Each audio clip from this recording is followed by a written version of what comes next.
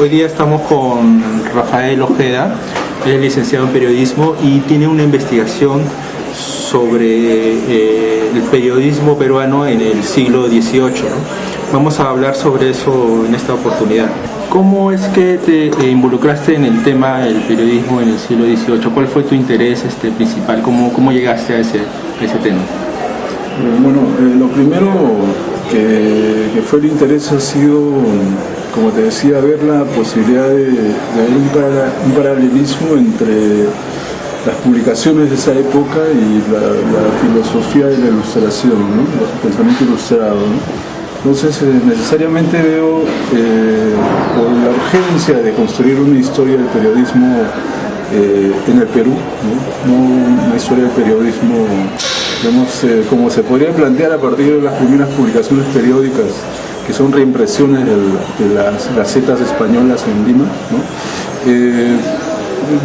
Delimité el siglo XVIII como más o menos, sobre todo la última década del siglo XVIII, un periodo más importante desde el cual surgen muchas cosas, ¿no? Hay muchas vías nuevas para entender lo que es la historia del periodismo en el Perú, ¿no? Muchas vías nuevas, es decir, hay prensa que comienza a preocuparse de la cotidianidad limeña, ¿no? O sea, todo lo que ocurre en Lima en esa época, ¿no? Lo cual no pasaba, digamos, en los periodos anteriores, en décadas anteriores, ¿no? Eso es lo que más o menos me llama la atención y me motiva a delimitar el campo de investigación en el siglo XVIII y sobre todo las últimas décadas del siglo XVIII, la última década, perdón, en la que surgen estos periodos que son los trascendentales para entender, digamos, muchas cosas, ¿no? El concepto de patria, por ejemplo, la noción de nacionalidad, ¿no? Que hay rudimentos en estos... Claro, cuando te refieres a, digamos, a la última parte del siglo XVIII, bueno, esto ya es justamente previo a las Cortes de Cádiz, y posteriormente a lo que van a ser ya los movimientos por la independencia, y en esta última etapa del siglo XVIII, bueno, hay dos periódicos claves, se podría decir, que son el Diario de Lima y el Mercurio Peruano. ¿Qué has podido investigar sobre ellos? Bueno, primero, que es verdad lo que dice, que son periódicos muy importantes, son claves dentro de la historia del periodismo, ¿no? Creo que la mayoría de historiadores de la prensa dicen que el Mercurio Peruano y el Diario de Lima son los periódicos más importantes, ¿no? De hecho que sí. El Diario de Lima es importante porque es el primer diario, el primer cotidiano en América Latina, no solamente en el Perú, ¿no? Es el primer diario habituario, le dicen también en esa época, que circula, que tiene un gran prestigio y llega a distribuirse incluso en ciudades no en esa época, digamos, no peruanas, a trascender las fronteras también. El caso del Mercurio Peruano se publica unos meses después del Diario de Lima, el Mercurio Peruano, ¿no? El prospecto del Mercurio Peruano sale en el mismo año, 90, ¿no? El prospecto, que es la presentación de lo que va a contener el diario, ¿no? Y el primer número del Mercurio Peruano sale en el 91, ¿no? En enero del 91. Entonces me parece a mí que si bien el Diario de Lima es el primer diario, ¿no? El Mercurio Peruano llega a ser el primer medio que tiene, digamos, no es un medio, digamos, noticiario estrictamente, sino contiene notas de análisis críticos, análisis político, científico, y contiene unos matices que, digamos, son insólitos para la prensa de esa época latinoamericana, digo, porque hay revistas científicas ya en otros lados. Entonces puede ser que sea el primer periódico de análisis de América Latina, ¿no? Pues es una sociedad a la que saca el diario, ¿no? Y es, digamos, el punto de quiebre para que este tipo de prensa surja en América Latina, ¿no? Porque si tú revisas los tomos, las noticias que salen en el Mercurio Peruano presentan muchas revistas, muchos periódicos de la época que, siguiendo el ejemplo de la Sociedad Mandes de País surge en varias partes de América, ¿no? América hispana, ¿no? Entonces, son saludados en las páginas de Mercurio, ¿no? Nuestro ejemplo sigue en tal lugar, ¿no? Hay un material muy interesante, creo yo, para poder construir, digamos, lo que es la historia del pueblo peruano. Ahora, en la última década del siglo XVIII también surge otro periódico que se llama Semanario Crítico, y también resurge en esa época la Gaceta de Lima, ¿no? Entonces ha sido una época, en esa década, no simultáneamente, pero hubo 4 medios circulando, ¿no? Lo cual era bastante grande. Si tú ves que las décadas pasadas hay una ausencia salvo la Gaceta reimpresa de Lima y la Gaceta de Lima son variantes, casi había una ausencia de periódicos, ¿no? Y lo cual tenía que ver con el espíritu ilustrado, la apertura que surgía con el virrey Francisco Gil de Taboada, ¿no? Y que había un ambiente de ilustración. Es justo la Gaceta de Lima que surge en este periodo digamos, el 93 al 94, 1700, ¿no? Surge para responder a esas ideas ilustradas que resultan sediciosas para, digamos,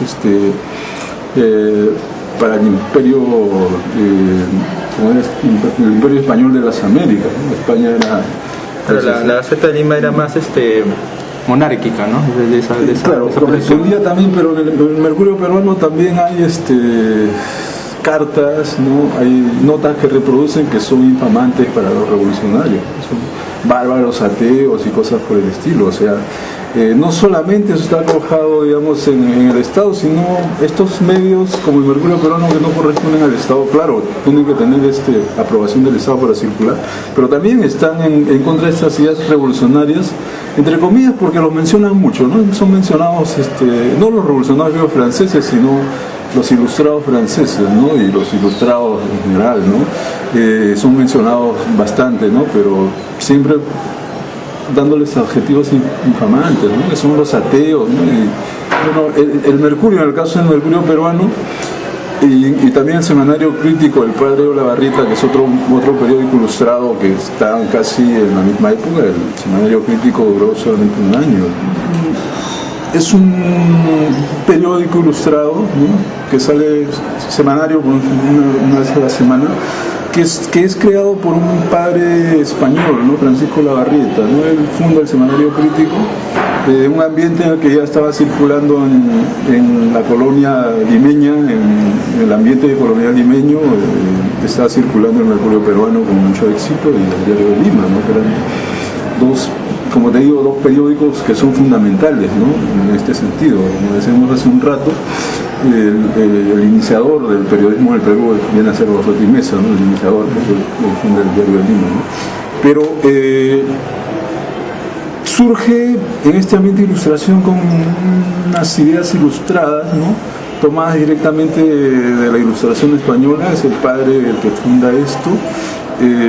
A pesar de ser un sacerdote, tiene ideas más, digamos, liberales, críticas, moralistas, ¿no? Entonces, yo creo que este diario, que es el 71, ¿no? Dura solamente 4 meses, ¿no? 71, 1791. Las fechas son un poco complicadas. Dura 4 meses y este diario se enfrenta al Mercurio peruano, ¿no? Se enfrenta al Mercurio peruano, a pesar de que ambos tienen un rollo ilustrado, ¿no? Que los podría asociar, ¿no? Se enfrenta al Mercurio peruano. Hay una suerte de pleito, ¿no? El padre Olavarrieta escribe cosas muy duras, ¿no? Y los del Mercurio peruano responden. Entonces tiene que intervenir el virrey, ¿no? Francisco Gil, y decir, bueno, quitan el número y quitan un número de Mercurio de circulación, porque siente que ha ofendido, ¿no? al padre y de paso a todos los criollos, ¿no? Porque era un lío casi entre criollos y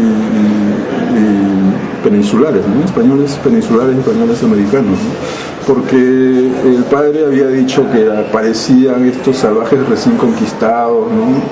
por estas cosas ideológicas que había un problema entre los criollos, que tú sabes que son los criollos, y los españoles americanos, los españoles peninsulares, que son gente que venía con poder. El virrey era un español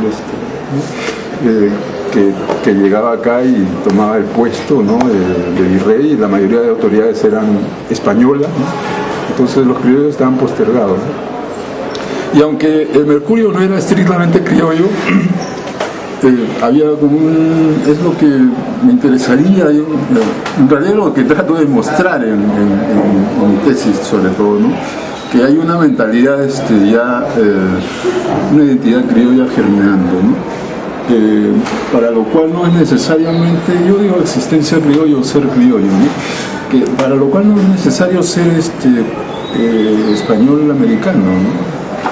Puede ser español en esa época y ser criollo porque asumes la mentalidad, o puede ser extranjero, no español, francés, italiano, etcétera, que asume el pensamiento, el ser, la identidad, ¿no? Más bien la subjetividad del criollo, ¿no? Asumes la subjetividad criolla, entonces ya eres un criollo, no necesitas ser español, ni peruano, ni criollo, ni mestizo.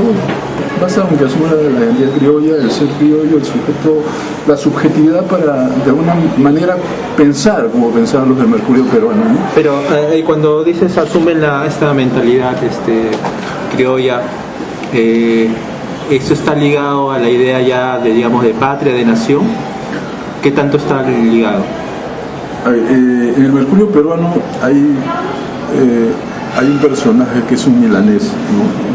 José Rossi Rubis, ¿no? Él, si tú revisas el Mercurio peruano, él escribe un texto que comentaba anteriormente, se llama Idea General del Perú, ¿no?, que podría ser el texto, es el texto más citado del Mercurio peruano, ¿no? Él es el que redacta el texto y es un milanés, ¿no? Y tú ves, se nota el amor a la patria ahí, ¿no? De hecho, que ese amor tal vez no le correspondía a él escribirlo, pero él lo siente así, ¿no? Y Macera creo que dice que esto es origen, el Mercurio peruano es el origen de la nostalgia de un extranjero, un italiano, ¿no? No recuerdo muy bien la cita, pero si es que la nostalgia, de hecho, pues tú el amor a la patria la transportas, estás dentro de un espacio donde hay criollos, intelectuales, pensantes, ¿no? O sea, es que un año era un científico, ¿no? Y estaba ¿cómo se llama? Baquijano Carrillo, que era pues muy conocido por el discurso, que hizo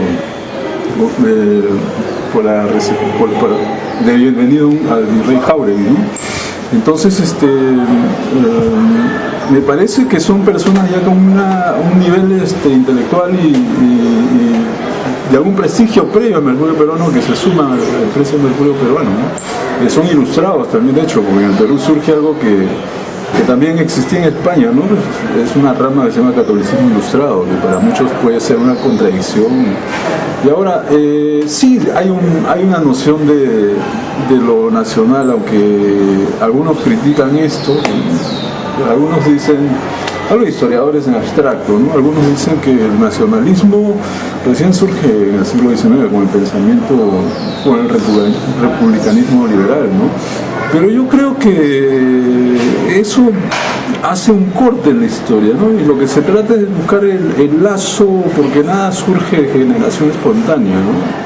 Entonces, hacer el lazo entre el fenómeno ilustrado del siglo XVIII, de finales del siglo XVIII, y el fenómeno ilustrado del siglo XIX, ¿no? Que ya tiene que ver con el progreso de de este sentimiento, ¿no? Que es un sentimiento nacionalista o proto-nacionalista. Prefiero que sea, digamos, un nacionalismo germinal o un nacionalismo emergente, ¿no? Que se está formando, ¿no? Y esta idea de lo nacional que reivindica bien al Perú tampoco es anticolonial. Entonces, ¿no?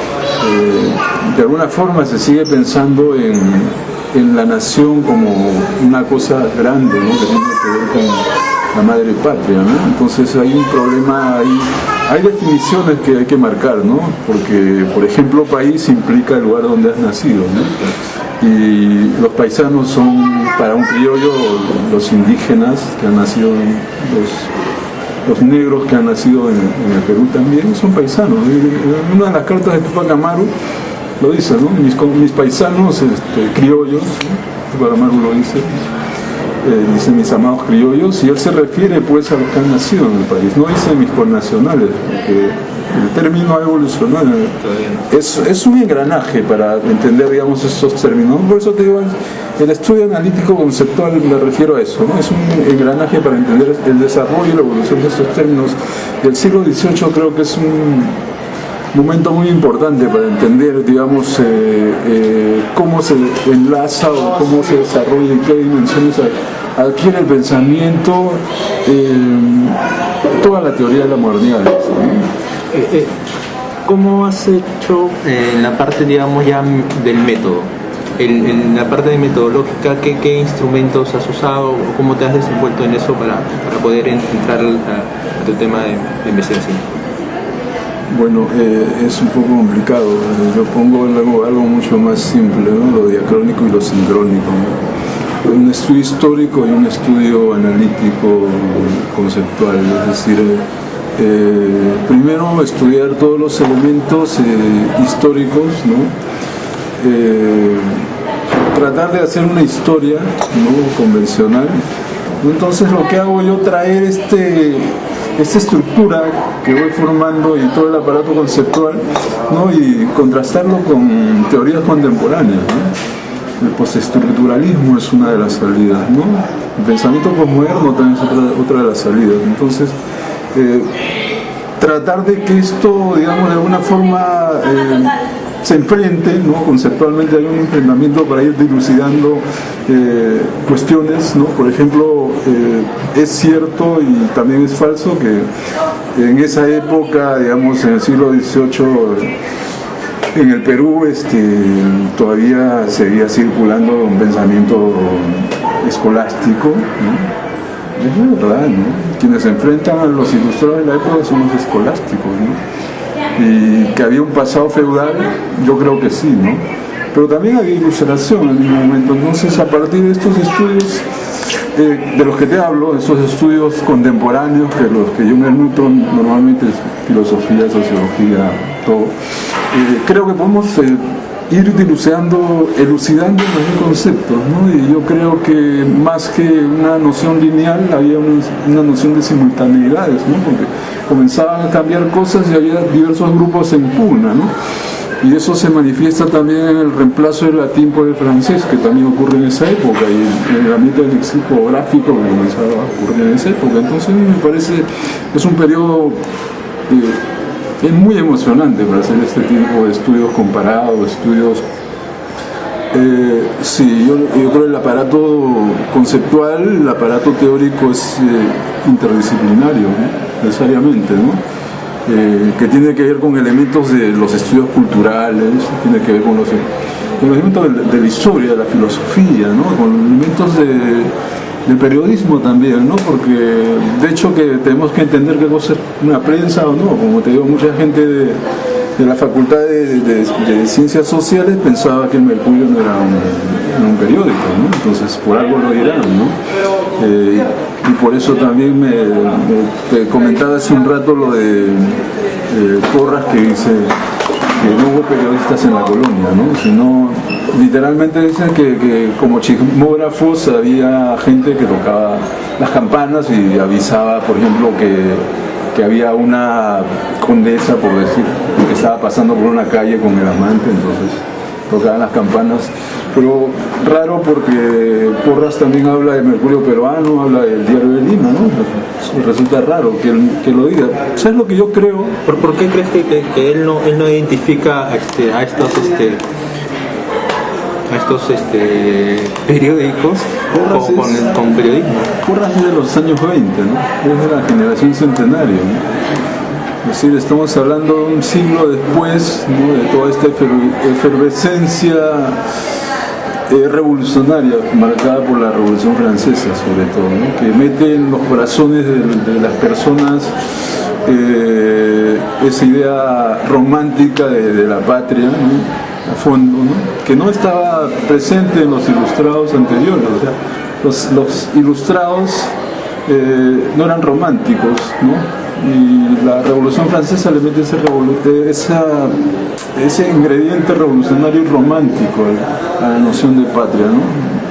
Entonces, Porras está dentro de esta, como dicen, dentro de las pompas de la generación centenario, ¿no? Esas emociones que se formaron en esa época, ¿no? Entonces hay toda una noción nacionalista que resurge en esa época. Entonces yo creo que esto hay un enfrentamiento entre la generación 900 y la generación centenario en la época, ¿no? En los años 20 estamos hablando. Entonces yo creo que la prensa de alguna forma también se parcializa y asume este tipo de cosas entre los reformistas de la reforma universitaria y el pasado que todavía seguía en las universidades, ¿no? Había que ver una reforma del periodo en que Baquijano postula por la dirección de San Marcos, ¿no? Y luego otra reforma en la que la generación centenario se enfrenta a sus profesores novecentistas, ¿no? Entonces, yo creo que en esa época Porras ya se daba cuenta de que el periodismo era, como dije hace un rato, chismografía, ¿no? Más acorde a lo que nosotros entendemos en esta época por periodismo, ¿no? Lo cual no podemos encontrar ni en el Mercurio Peruano ni en el Seminario Crítico, un poco sí en el Diario de Lima, porque hayan datos curiosos, ¿no? Esta publicidad, ¿no? Yo creo que por eso, ¿no? Tal vez no pensaba que leyendo el Mercurio Peruano, que era cosas un poco, digamos, difíciles, especializadas, porque el Mercurio Peruano no, a pesar del espíritu populista que hay dentro de la ilustración de divulgar el saber y que vaya por todo lado, eran cosas muy, muy especializadas en algunos casos, ¿no? Y que eran muy difícilmente comprensibles para alguien que no habituado a las noticias. Y ellos lo dicen, antes que aparezca el Mercurio Peruano, lo que existía era el interés por las dietas en el Parlamento holandés, en Ámsterdam, ¿no? Las noticias de lo que pasaba, qué sé yo, en Varsovia, ¿no? Eso le interesaba a la gente, y eso es lo que traía pues la Gaceta de Lima, ¿no? La Gaceta reimpresa. Todas las gacetas traían esas cosas, ¿no? Pero hay un corte ahí, ¿no? La Gaceta reimpresa de Lima aparece en 1715. En 1744 aparece la Gaceta de Lima, que ya comienza a incluir noticias locales, ¿no? Ahora, lo que te quería decir es que de repente por eso, ¿no? Porque ya para Porras el periodismo tiene algo que ver más con la transmisión, tal vez con la economización de la información, ¿no? Lo cual tiene que ver ya con una noción de empresa periodística formada, ¿no? Y tal vez él tenía una mala experiencia, lo digo, ¿no? Porque me preguntas por qué puede ser esa no creo que él, tratando el Mercurio Peruano, el Diario de Lima, en su libro de historia, diga que no existían periodistas en la colonia, ¿no? Hay una cosa que marca a los periódicos de esa época, del 18, de la última década, que tiene una existencia, digamos, efímera, ¿no? No duran más de 3 años, es un promedio, ¿no? Actualmente pues es muy difícil crear un medio de comunicación y mantenerlo. En esa época también, ¿no? Y bueno, salían de circulación, bueno, y luego venían otros. ¿Por qué crees que también se daba eso en esa época? ¿Había pocos lectores, no había mercado para esos periódicos? A ver, yo creo que el mercado habría que construirlo. Yo creo que eso lo entendieron bien los del Mercurio Peruano y los del diario, el del Diario de Lima, ¿no? Basati Mesa, ¿no? Porque, como te decía, a ver, recuerdo yo la primera, el prospecto del Mercurio Peruano, por ejemplo, ¿no? Y ahí dice, con el nacimiento de la prensa, exactamente, se puede fijar el inicio de la ilustración de las naciones, ¿no? O sea, hay una noción de paralelismo entre prensa y complementariedad, ¿no? Entre prensa e ilustración, ¿no? Entonces los ilustrados piensan que con la prensa se puede, digamos, de alguna forma conseguir todo el ideario de la ilustración, ¿no? Que era pues llegar a los sectores populares e ilustrarlos, sacarlos de, digamos, de la superstición que significaban, ¿no? sobre todo en España, sobre todo en Francia, incluso la religión, ¿no? Entonces había que meterles la razón, porque la que debía reinar era la razón. Entonces esa noción de populismo, no sé cómo decirlo, esa noción de ilustrar a toda la nación, a toda la patria, ilustrar, ¿no? Se cumplía mejor con los periódicos, ¿no? Pero el público no estaba habituado a consumir periódicos, ¿no? El público estaba habituado a las gacetas que hablaban de cosas frívolas, ¿no? De cosas que no correspondían a su realidad, y con eso se contentaba, ¿no? Entonces había que construir un público para esto, ¿no? Y creo que tal vez el error del Mercurio peruano puede ser un error, digo, ¿no? Si nosotros contrastamos el ideario ilustrado de ilustrar a las masas populares, ¿no? El Mercurio peruano me parece que era especializado, era producto de una discusión de humanistas, ¿no? De filósofos, de literatos, filósofos y literatos. Entonces no necesariamente alguien con una cultura nula podía aceptar eso. Hay mucha gente con cultura nula, con buena cultura, está más interesado en cosas que no tienen nada que ver con la reflexión sobre la radio, el análisis de la sociedad, ¿no? Y eso es lo que hacía el Mercurio peruano, ¿no? Ahora, también en esa época podríamos nosotros, dentro de la aristocracia o la nobleza, ¿no? Limeña, podríamos ver lo que Pierre Bourdieu llama capital cultural, ¿no? O sea, esa idea de capital cultural, ¿no? Capital simbólico, ¿no? Cuando tú, por ejemplo, vales más por lo que más sabes, ¿no? Que es una herencia ya de la Edad Media, ¿no? Hay un libro de Goff, se llama Los intelectuales en la Edad Media. O sea, el valor del conocimiento, ¿no? Como capital cultural y simbólico, ¿no? Entonces tú, si eres una persona muy letrada, muy estudiosa, pues sentarte a la mesa y conversar con alguien muy importante, ¿no? Dentro de algunos límites, por supuesto, ¿no? Y así, ¿no? Entonces eso funcionaba de esta forma. Entonces mucha gente que no le interesaba el periódico para nada se inscribía solamente porque sus nombres eran publicados como suscriptores, ¿no? Entonces bastaba que el nombre era como hacerse publicidad, ¿no? Comprabas un diario que no leías, ¿no? O que de repente alguien de la casa lo agarraba y podía ilustrarse, pero mucha gente compraba solamente para ver su nombre, y no solamente en el Mercurio peruano, en el Diario de Lima, en el semanario Crítico, ¿no? Sobre todo al inicio había mucha gente que lo hacía por ver su nombre al lado del virrey, ¿no? En muchos casos del rey, ¿no? El mayor suscriptor era el rey, el segundo el virrey, etcétera, y tenía ahí. Dentro de los notables tenía que estar el nombre de tu familia para que, ¿no?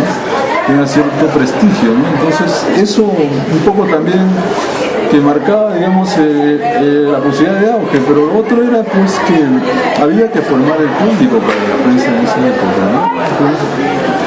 Y bueno, pues era una tarea dura, por eso que no han durado mucho estos diarios, ¿no? Como te decía, ha debido ser una década prodigiosa para que haya 4 diarios durante esta década, ¿no? Diarios, no periódicos, ¿no? El diario del Lima.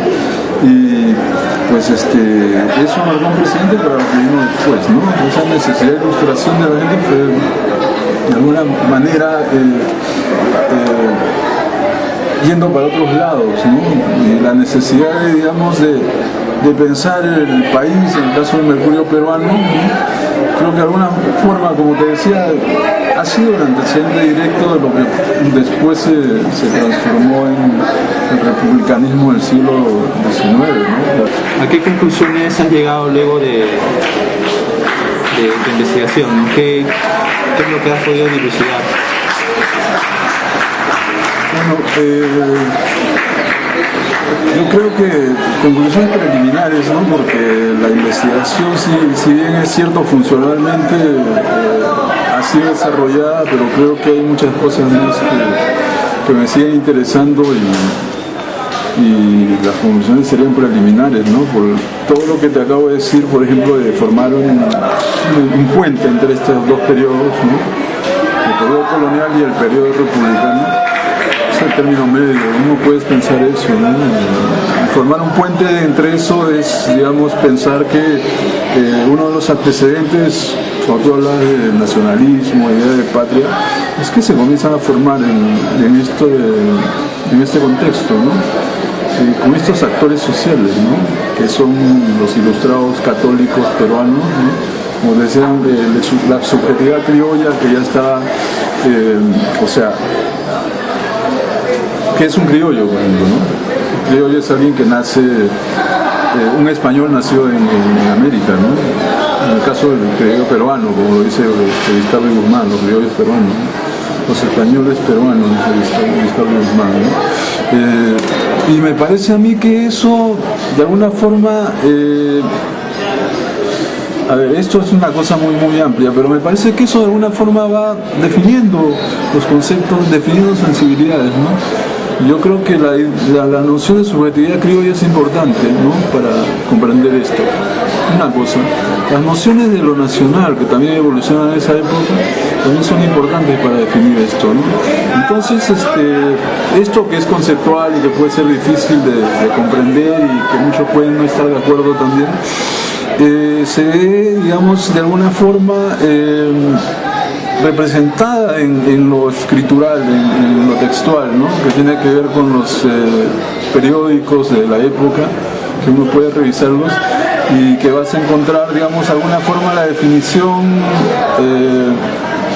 incipiente de un ideal de nación, de un ideal de patria. Incipiente digo porque hay muchas contradicciones todavía, ¿no? No hay un pensamiento anticolonial en esa época, ¿no? Pero ya, en realidad, en Vizcardo ya hay, pero Vizcardo no pertenece, digamos, a los periódicos de aquella época, ¿no? En Vizcardo sí hay, ¿no? Entonces, ese tipo de cosas yo creo que como conclusiones preliminares podríamos estar manejando, ¿no?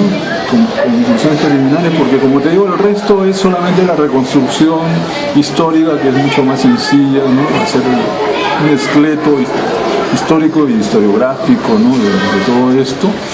Y bueno, sí, ¿no? Ver la importancia de que ese siglo, esta década es fundamental, ¿no? Y el siglo XVIII es fundamental, ¿no? Eso, ¿no? Y lo que viene después creo que para mí, en mi caso, no es tan importante porque solamente cosechan lo que se sembró en esta época, ¿no? Claro que ya con ideales ilustrados, liberalismo, republicanismo, ¿no? Más notorios, definitivos, anticolonial y todo eso, ¿no? Pero me parece que esa es una de las conclusiones preliminares, ¿no? Y otra podría ser que podríamos ratificar la noción del prospecto del Mercurio peruano, ¿no? En la que te decía la complementariedad entre ilustración y periodismo, ¿no?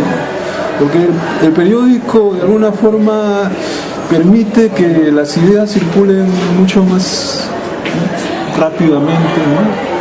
Y que puedan llegar a mayor cantidad de público, lo cual no ocurre con el libro, ¿no? Entonces, de hecho que esa inmediatez te da posibilidades, digamos, de ser más ágil en la escritura, ¿no? Entonces, creo que en esa época se manifiesta esto y dentro del corpus enciclopédico que existía, estos periódicos cumplen bien las expectativas del periodo, ¿no? de la época, ¿no? Entonces me parece que el periodismo asume un papel muy importante en este siglo, ¿no? Un papel muy importante que es el de ilustrar a las masas, ¿no? Con todas las contradicciones que puede haber, pero el papel es ese, ¿no? Ahora hay todo un debate entre digamos, hay círculos en los cafés, sobre todo donde había lectura en voz alta, donde mucha gente escuchaba, ¿no?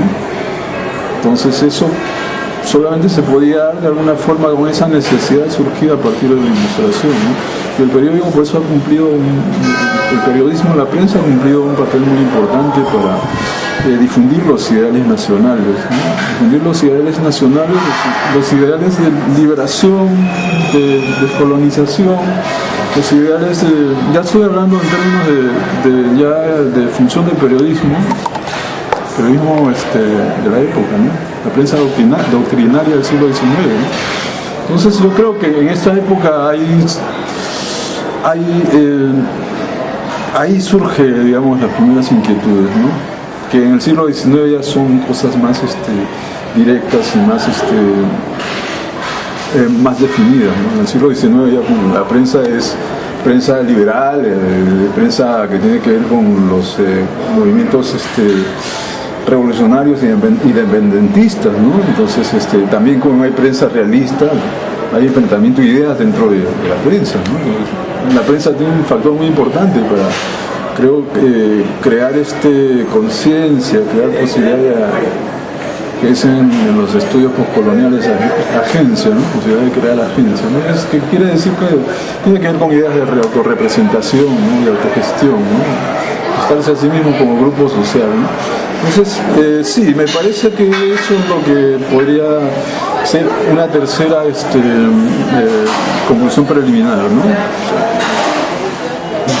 Eso.